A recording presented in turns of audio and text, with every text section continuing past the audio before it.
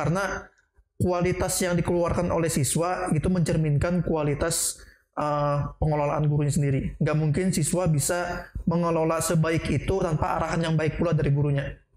Dan dari situ saya bisa mengambil kesimpulan kalau bagaimana cara guru ini mengayomi siswanya untuk bisa mengelola, untuk bisa mempercayakan konten yang disebarkan di sekolah ini untuk orang luar dengan cara maksimal itu. Itu yang bikin saya kagum kemarin pada beberapa sekolah. Saya sempat nanya juga sama adminnya, dan itu jadi hal yang bisa saya pelajari untuk kita terapkan di sini. Itu bagus sekali, Pak. Bisakah kita terapkan? Kita bisa belajar, kita bisa berkembang, Pak.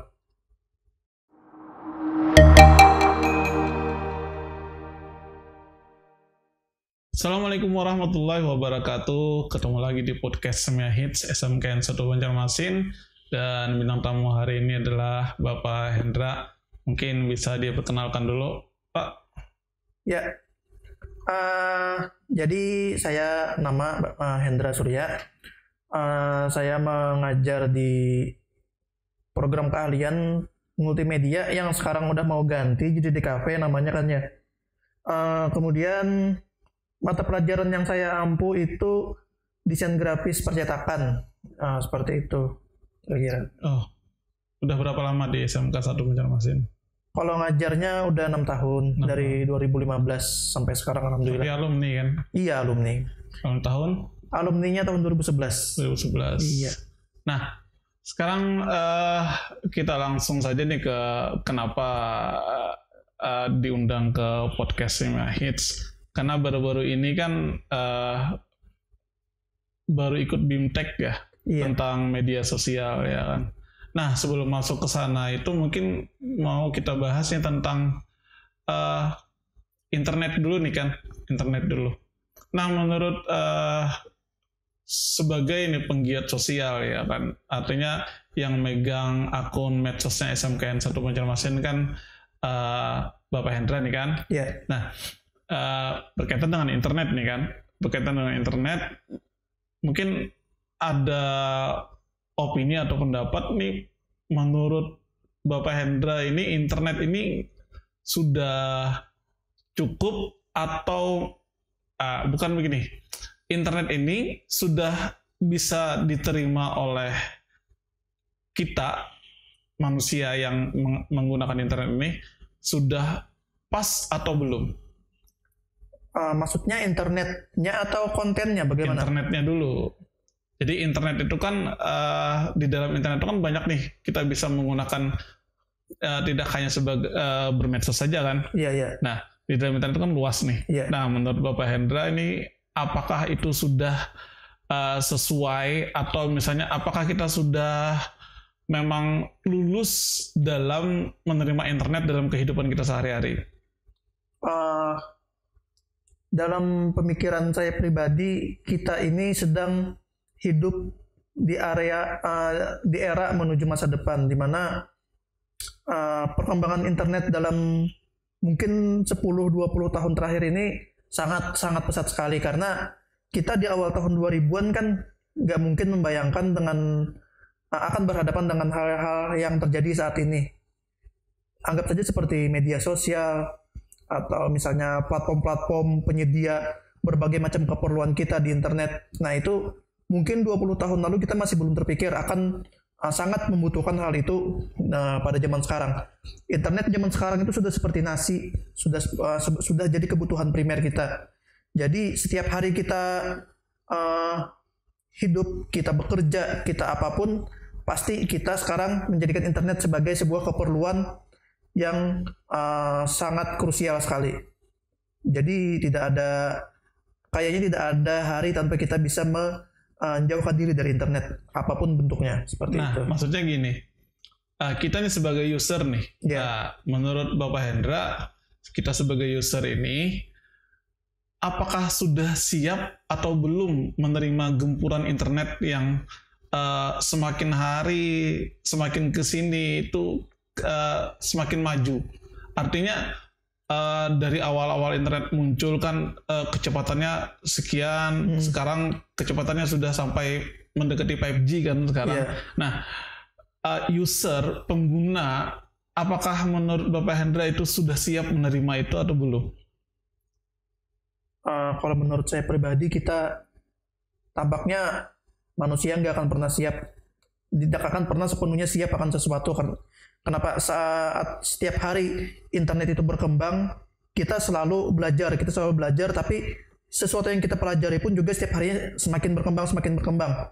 Jadi kita tidak akan pernah bisa benar-benar siap akan sesuatu, karena setiap kali kita menyiapkan diri, kita akan dihadapkan pada perkembangan yang baru lagi. Nah, ini opini aku lah. Ya. Kalau aku menurutku, mungkin aku sampaikan ke beberapa siswa juga kan, bahwa kita ini sebagai user, kalau menurut aku kan belum siap. Ya. Kenapa jadi belum siap? Kita tidak bisa menerima kecepatan informasi yang kita dapat. Artinya begini, kita mendapatkan informasi ini. Kadang-kadang kan informasi itu apakah betul atau tidak. Nah, kenapa jadi ku anggap belum siap menerima itu? Karena si pengguna ini kadang-kadang menerima itu kayak tidak pakai filter gitu kan. Ya, betul. Nah, artinya menganggap itu bahwa yang diterimanya itu semua benar. Ya, betul. Itu yang pendapatku mungkin yang mengapa ku anggap bahwa kita sebagai user itu belum siap menerima internet atau kecepatan informasi yang kita dapat. Itu pun yang aku sampaikan ke siswa juga. Nah, mungkin setuju lah. Setuju sekali. Nah, sekarang kita mungkin yang jadi masalah berkaitan dengan informasi yang benar dan tidak itu kan. Artinya mana yang hoax, mana yang asli kan gitu. Nah, di media sosial kan banyak nih. Kadang-kadang ada suatu masalah, ada pro kontra, ya kan. Mereka melihat mungkin masalah itu dalam sisi pandangannya masing-masing. Artinya makanya ada slogan kan, netizen selalu benar. Iya, kan? Betul. Tidak ada yang pernah menyalahkan netizen kan, karena mereka memandang dari sisi opininya masing-masing. Nah, apakah kemarin kan berangkat BIMTEK nih kan? Nah, apakah di dalam BIMTEK itu pernah ada pembahasan seperti itu atau enggak? Kalau pembahasan tentang internetnya sendiri, tentang penyaringan informasi, ada sedikit sekali, cuma menghimbau, karena yang diundang kemarin itu ada saya anggap ada dua generasi. Ada generasi yang memang sudah terbiasa dengan hal yang berkaitan dengan internet, dengan TI, itu misalnya para guru-guru yang diundang itu pengelola media sosial. Ada juga generasi yang mungkin tidak sering itu berhadapan dengan internet. Dalam hal ini kemarin juga ada dari pihak Wakasek yang berkenaan dengan Humas. Nah, mungkin tujuan acara kemarin juga memperkenalkan dengan orang-orang yang mungkin sebelumnya tidak intens itu berhubungan dengan internet, untuk tidak selalu memberikan atau menerima informasi itu sepenuhnya yang dianggap benar.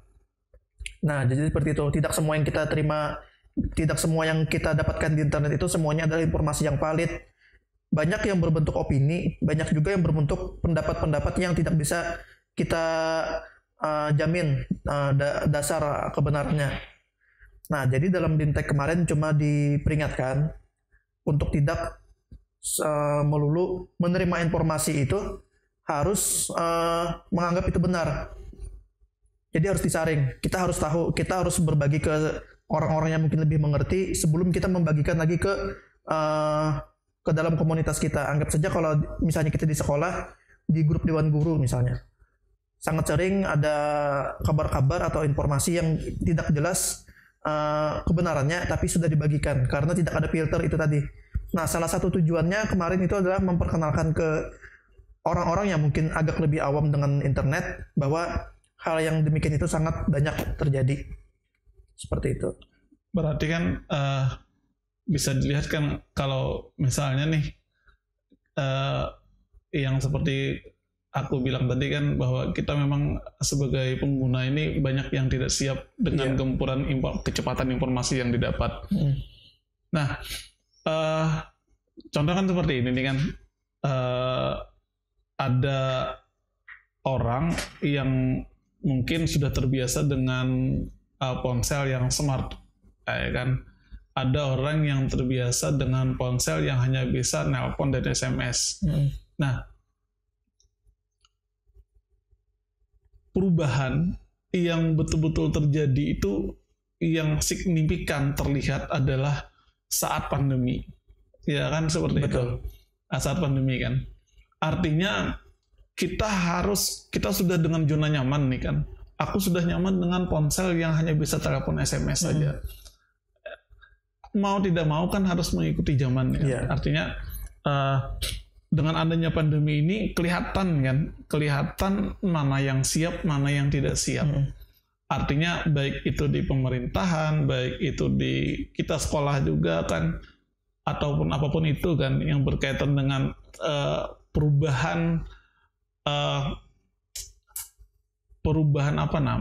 perubahan manajemen yang awalnya kita harus berkutat dengan kertas, sekarang dirubah menjadi yang serba online kan, seperti itu. Serba digital kan. Nah, ini yang membuat mungkin orang-orang masih enggan untuk pindah, karena merasa bahwa teknologi itu sulit, susah.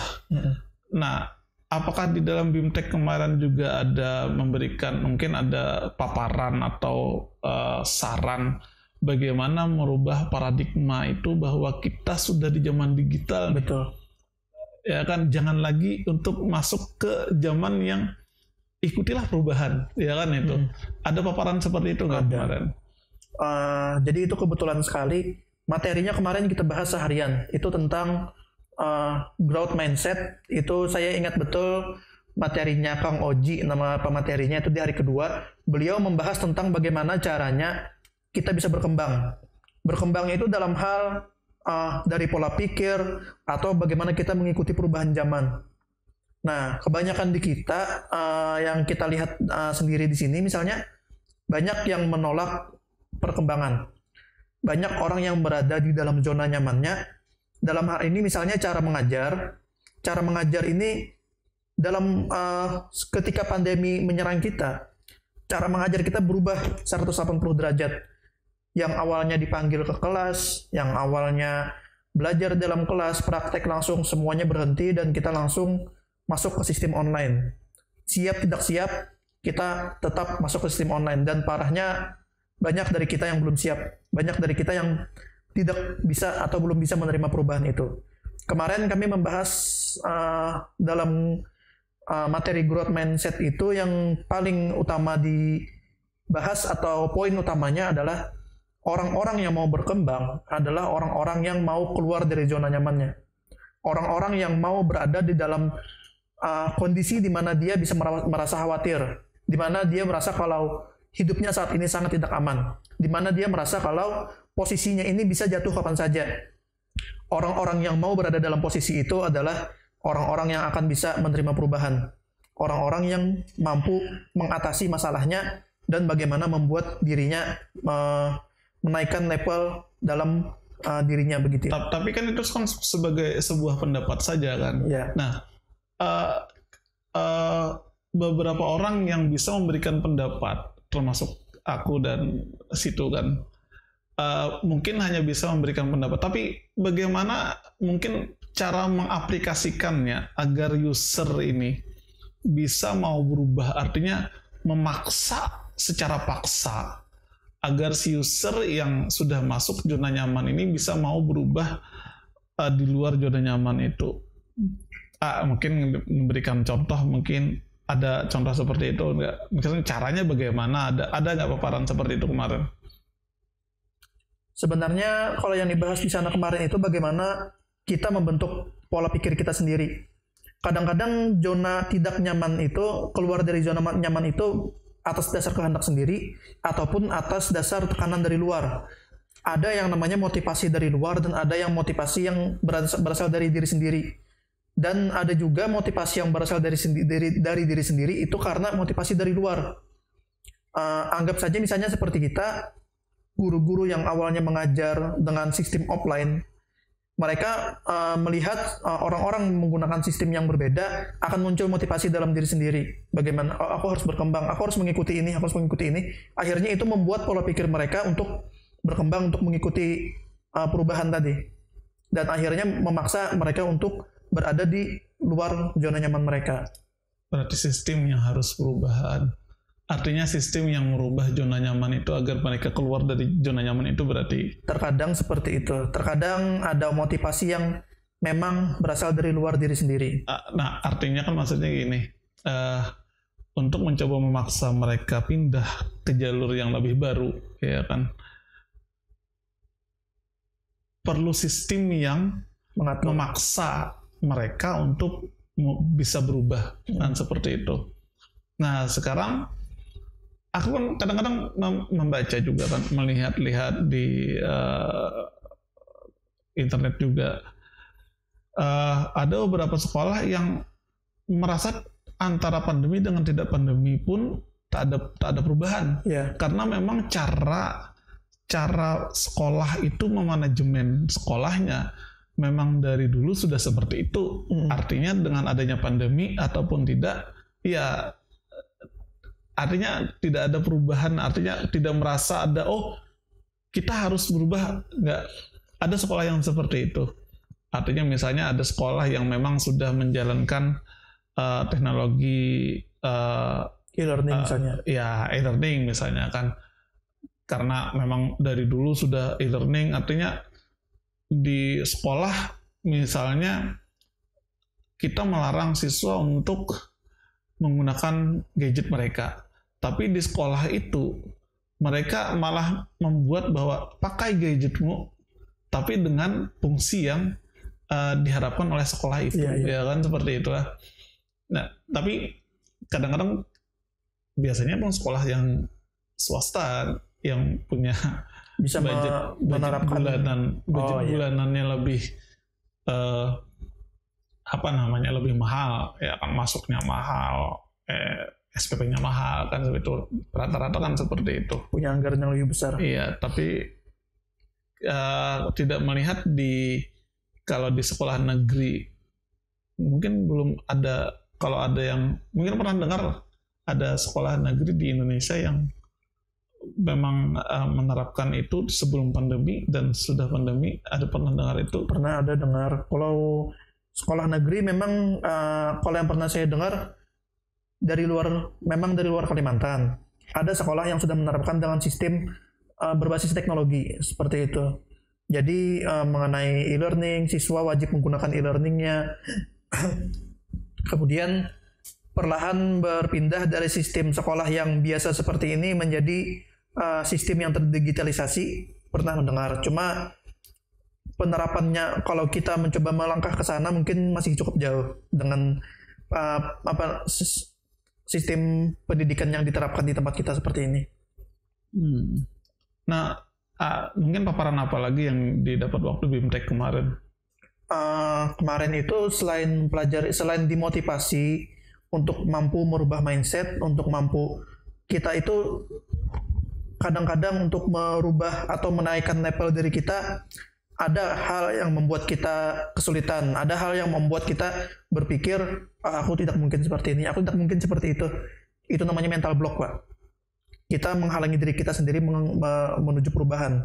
Selain itu kita juga dilatih kemarin mengenal misalnya bagaimana mengelola media sosial, misalnya bagaimana kita mengelola konten kita di YouTube, konten kita di Facebook, Instagram, bahkan juga tentang blog, website, dan email. Nah, jadi semua itu kemarin dalam waktu 6 hari pembelajaran dibahas semuanya dengan tujuan sekolah-sekolah di Indonesia itu sudah mulai menerapkan bagaimana mereka memasarkan sekolah mereka sendiri, bagaimana menaikkan nilai jual dari sekolah mereka sendiri dengan cara membuat hal-hal yang menarik untuk orang luar melihat, ini loh yang kita jual di sekolah kita, ini loh yang membuat kalian harus sekolah di sini. Seperti itu kemarin yang kami pelajari. 6 hari. 6 hari. Sependek itu. cukup padat dan memang tidak terlalu dalam. Oh, karena memang yang hadir ada beberapa itu ya, tingkat pemahaman dengan medsos dan internet tadi. Nah, adakah kemarin di sana tuh yang menyangkut berkaitan dengan, SMK 1 kan ikut ke sana kemarin. Dalam beberapa materi atau paparan-paparan yang di sana, menurut kan macam-macam SMK SMA kan kemarin di sana itu. Nah, menurut Bapak Hendra yang ikut ke sana, di mana tingkat mungkin nilai SMK 1 dibanding dengan SMK dengan yang lain itu seperti apa, Pak? Ya, kita tidak bisa menilai secara keseluruhan karena fokus di sana kemarin adalah tentang media sosial. Jadi kemarin kita secara tidak langsung membandingkan pengelolaan media sosial satu dengan yang lain. Ada yang memang berhadir mewakili Wakaseknya karena Wakaseknya berhalangan. Ada juga yang menghadirinya karena ditunjuk oleh orang yang sebenarnya harusnya hadir. Ada juga seperti itu. Jadi tidak semua yang hadir itu bisa mengakses media sosialnya. Tapi untuk yang bisa mengakses dan kemarin kebetulan di review diperlihatkan di sana, saya bisa menilai pengelolaan media sosial SMK 1 itu berada, kalau kita kasih skor ya dari 1 sampai 10, mungkin kita masih berada di angka 4 atau 5. Karena saya melihat ada media sosial yang lain dari pengelolaan, bukan dari kualitas konten, bukan dari apa, dari pengelolaannya sangat terorganisir dan sangat bagus sekali. Bahkan ada satu sekolah dengan channel yang sudah punya view-nya sampai berjuta-juta, ada sekolahnya. Ada juga sekolah dengan kontennya sepenuhnya dikelola oleh siswanya. Jadi gurunya tinggal membuatkan yang namanya postmap atau peta untuk diposting per bulan, siswanya mengerjakan sepenuhnya, ada juga. Dan dari situ saya berkaca kalau di tempat kita sepenuhnya masih kita kelola oleh kita sendiri, oleh Dewan Guru. Nah, kita masih belum punya tim pengelolaan yang itu tadi, misalnya dikelola oleh siswa. Kenapa saya menganggap pengelolaan oleh siswa itu justru lebih efisien atau levelnya lebih tinggi daripada dikelola oleh guru? Karena kualitas yang dikeluarkan oleh siswa itu mencerminkan kualitas pengelolaan gurunya sendiri. Nggak mungkin siswa bisa mengelola sebaik itu tanpa arahan yang baik pula dari gurunya. Dan dari situ saya bisa mengambil kesimpulan kalau bagaimana cara guru ini mengayomi siswanya untuk bisa mengelola, untuk bisa mempercayakan konten yang disebarkan di sekolah ini untuk orang luar dengan cara maksimal itu. Itu yang bikin saya kagum kemarin pada beberapa sekolah. Saya sempat nanya juga sama adminnya, dan itu jadi hal yang bisa saya pelajari untuk kita terapkan di sini. Itu bagus sekali, Pak.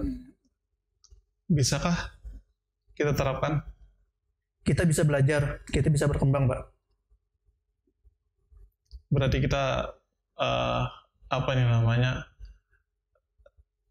Tidak ada yang tidak bisa berarti lah. Tidak ada yang tidak bisa selama kita guru SMK, Pak. Kenapa? Karena SMK bisa, Pak. Seperti itu. Karena slogannya itu bisa. Artinya ya, bisa terus kita. Bisa, tidak bisa, harus bisa. Ya. Berarti ya. Nah, menarik tadi kan apa yang disampaikan tadi. Artinya ada sedikit kalimat yang kutangkap dan itu menarik bagi aku. Cerminan guru adalah seberapa kreatif siswanya. Ini sesuatu yang tidak mustahil sebenarnya. Nah, harapan memang seperti itu, ya kan? Harapan memang seperti itu. Contoh beberapa ide-ide mungkin karena kita masuk ke dalam tim digital nih, ada beberapa ide-ide yang kita buat sendiri karena kita mencoba.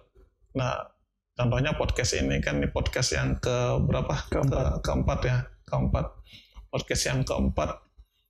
Sudah 4 kali episode podcast kita dan kita lihat view-nya walaupun sedikit tapi lumayan lah. Iya.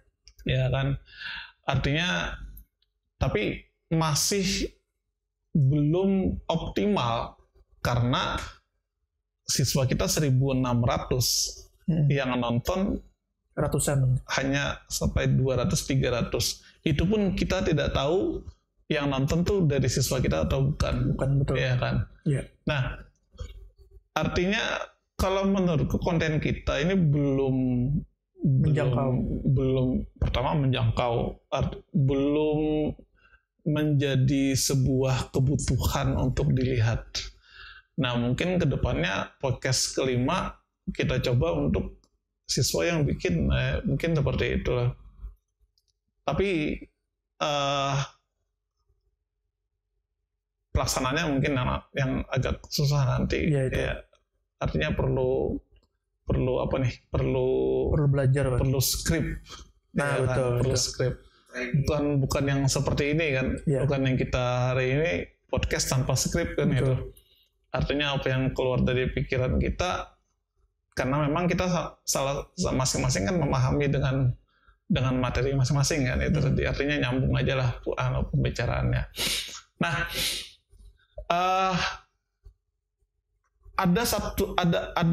ada kalimat nggak waktu saat di sana tuh yang menyentuh di pikiran Bapak Hendra bahwa kenapa sekolah kita nggak bisa gitu? Kemarin kita diputarkan sebuah video yang menceritakan tentang anak kecil yang berasal dari keluarga yang tidak mampu. Namun anak itu tidak pantang menyerah karena dukungan dari orang tuanya.